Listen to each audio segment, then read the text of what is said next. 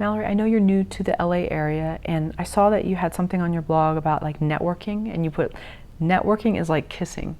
Can you explain? I think networking is just like kissing because it's something that everybody else seems to know how to do but you. They can't explain it to you how to do it. It's something that you just have to do by doing.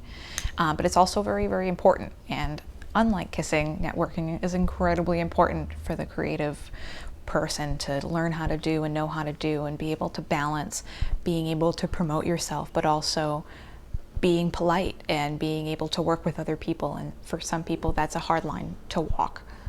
I think on your blog you had said something about, business cards, and it's better to not just maybe present it right away, but first connect with the person. Oh, definitely. I really think that the only time it's appropriate to give somebody a business card, give something a watch link to a short film you've done, or any sort of business handover, you have to have a connection with that person. And it's important to, my rule with networking and with most interactions with people that you don't know, especially business stuff, is be interested and also interesting. It's a 50-50, and if you're talking to someone and you're really excited about your project, you also have to remember that they're here for a reason and they want to tell you about their project. So you want to be talking as much as you are listening. And after you've had a really good connection with someone, you've talked about what you want to do, then I think is the time to say, hey, I've really enjoyed talking to you. Here's my business card. Please email me. Here's a Vimeo link to a short I've done if you want to see it. That way it doesn't feel intrusive, and that way someone remembers you. I'm sure everybody's had this experience after a networking event. You have all these business cards and you don't remember who gave them to you because there was no connection to go along with them. But if you've talked to somebody and if they've made some sort of impression on you, then you can remember, oh, this is the person that I had that great conversation about, lighting with. And that is a basis to form a business relationship on. You have to create some sort of foundation first.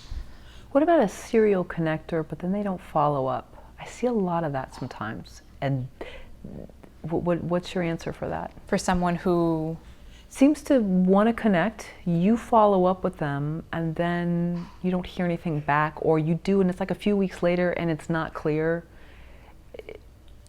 With people like that, I just don't even worry about it. I don't have time for people like that. You just move on. You just move on. Okay. I mean, if it's a connection that you really, really want, you might want to pursue it a little bit. Sure. But generally, I really am firmly of the camp that if you are getting some sort of strange feeling from somebody and you don't have a strong connection with them, it's probably not going to work, and that uneasiness is probably going to continue throughout the business relationship that you try to create with them.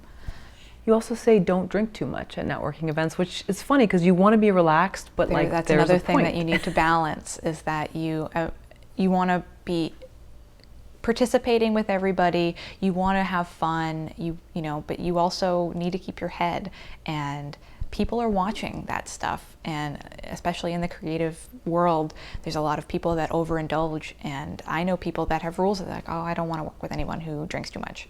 So again, balance.